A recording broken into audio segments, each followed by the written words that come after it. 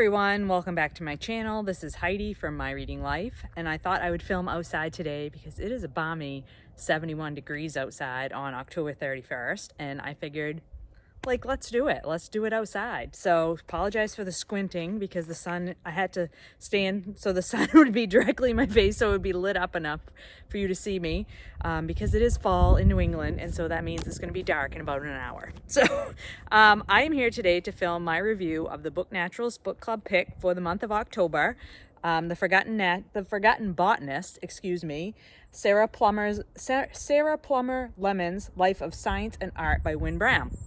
Wynne Brown is an American author. She is an editor and a graphic design person. She's an artist, and she lives in Arizona. She's written 3 books. This is her most recent book, and this is a biography. So this is published by, I believe, the University of Nebraska Press. Yes, the University of Nebraska Press. So it is a little bit more academic in tone than perhaps some of the other Book Naturalist Book Club picks that we've had in the past, but I really enjoyed this book. I do really enjoy biography as a genre, and I think this one is a really excellent example of the craft. I would like to show you the lovely illustrations of Sarah Plummer Lemmon. She was, beside being a very excellent botanist, she was also an amazing artist that drew and illustrated a lot of the plants that she and her husband were collecting. So this book is just really well designed. I really liked the typeface, and the headings for each chapter were in slightly different colored text than the rest of the body of the book, so I thought that was a really nice choice as well. So this is just a really nicely designed book, which I think goes to show you that Wynne Brown, has a lot of, she has a lot of aesthetic choice probably, and she really put that to good work in this book. So, as I said, this is a biography of Sarah Plummer Lemmon, who was a woman who in 1870 moved from the New England area, the Northeast. Was it New England? No, just the Northeast. She was from New York. She was from Maine originally, but she had been living in New York. She was a person who suffered from chronic illness, and her health had gotten to the point where it was recommended that she move to a different climate than the Northeast part of the U.S. So she moved to Santa Barbara, California, where she opened the first library in that community. So she set up this lending library, and she operated that lending library and provided resources for people in her community to learn from and to borrow books and all that sort of thing for 10 years. At that time, she met and married her husband, J.G. Lemmon, who was a Civil War veteran. He had been captured by the Confederate Army. He was a Union soldier. He'd been captured by the Confederate Army and placed in Andersonville prison, which is a notoriously awful place to have been put. And he was a prisoner of war for 3 years. And by the time he got out, his health was broken. And so both he and Sarah suffered from health problems their entire lives. And they were older when they met and got married. So they never had any children together. They never had any children, either one of them, at all. So, but what they did have was a shared love of botany. And so what they spent their time doing was traveling around the western part of the U.S., particularly New Mexico and Arizona, and going to places where the plant life had not been cataloged yet, and basically going off into the wilderness and collecting plants, describing plants.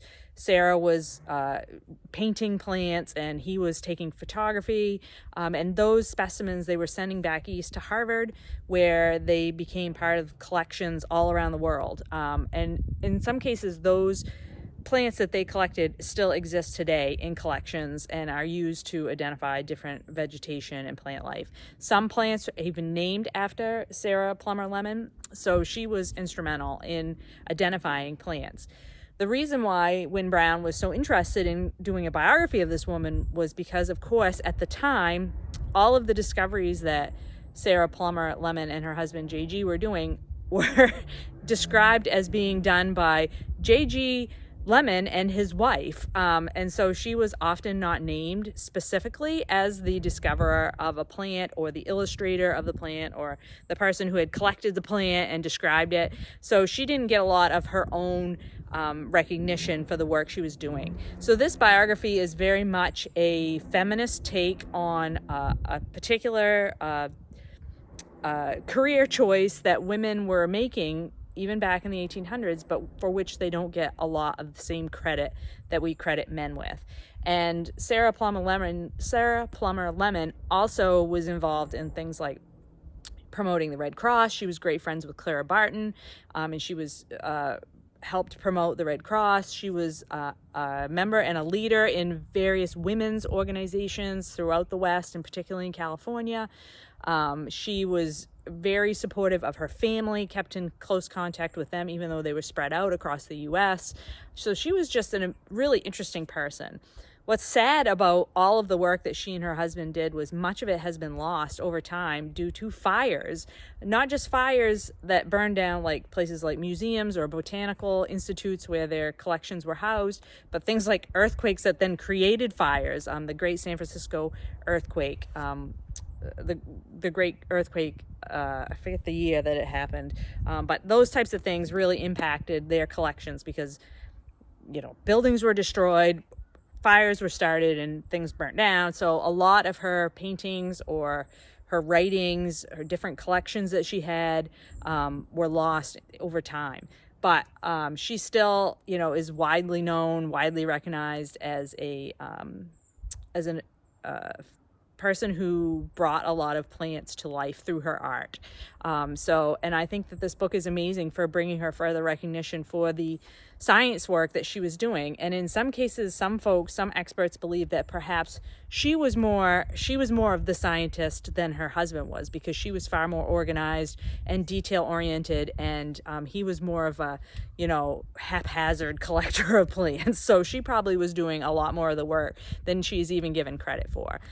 It is quite straightforward writing, as biographies often are. It includes excerpts from her letters or other writings that she did, articles that she wrote, books that she published. But like I said, there are images of her artwork, of her illustrations, pictures of both Sarah and her husband JG.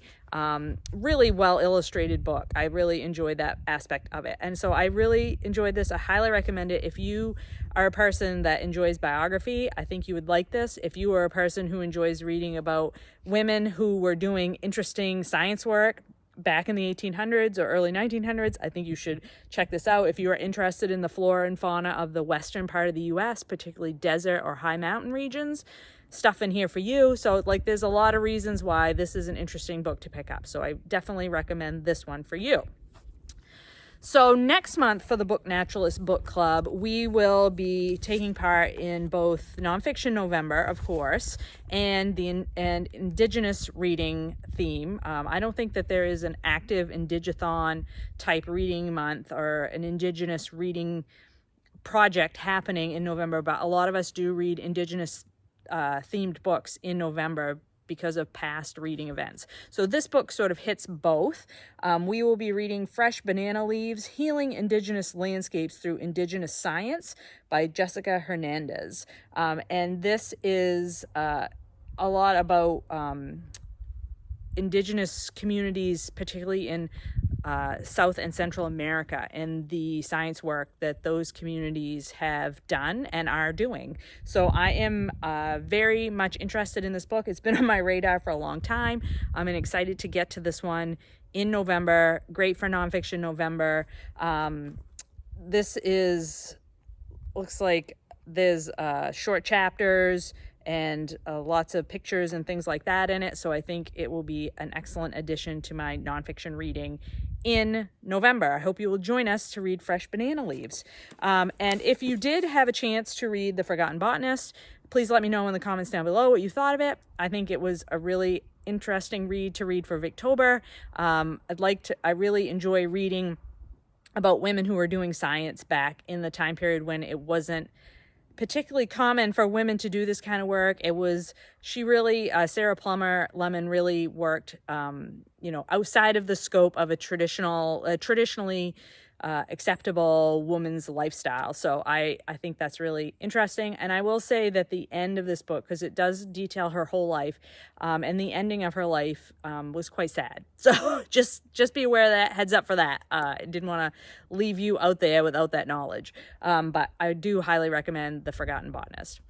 I hope you're all doing well and finding some great books to read. I will talk to you later.